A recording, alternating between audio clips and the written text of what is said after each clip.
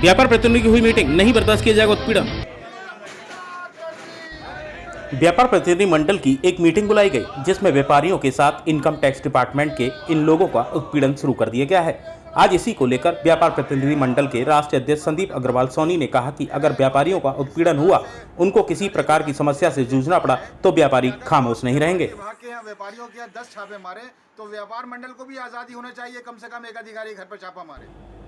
एक और जहां उद्योग व्यापार प्रतिनिधि मंडल चेतावनी दे रहा है, वहीं दूसरी ओर उत्तर प्रदेश व्यापार मंडल भी इस संघर्ष में आगे आया है। रामपुर में व्यापारियों ने अपने को राजनीतिक संगठन बताकर पूर्ण रूप से राजनीति का बिगुल बजा दिया है। नहीं, बत्ती का आदेश नहीं हुआ, अभी कोई आदेश नहीं हुआ है और जिस दिन बत्ती का आदेश होगा सरकारी इनकम टैक्स की चोरी कर अब यह लोग अपनी बात को लेकर काफी हद तक असुरक्षित महसूस कर रहे हैं।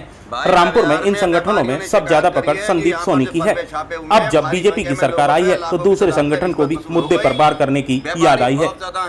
एक आवाज पे बाजार बंद करने को तैयार बैठे हैं। इन लोगों की डिमांड है कि बाजार बंद कर दीजिए। किससे खौफ है इनको? इनकम टैक्स डिपार्टमेंट से बहुत ज्यादा खौफ है। इनकम टैक्स डिपार्टमेंट ने पिछले सप्ताह के अंदर 4 सर्वे किए थे जो पेपर में पब्लिश्ड हैं।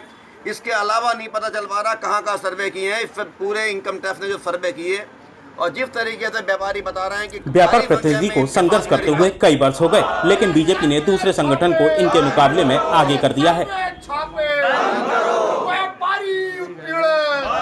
बिगुल तो बच चुका है। अब देखने वाली बात यह है कि कौन कितने पानी में या पानी कितने में है, यह समय तय करेगा। अधिकारियों से भी कहा है खुले मन से काम करें।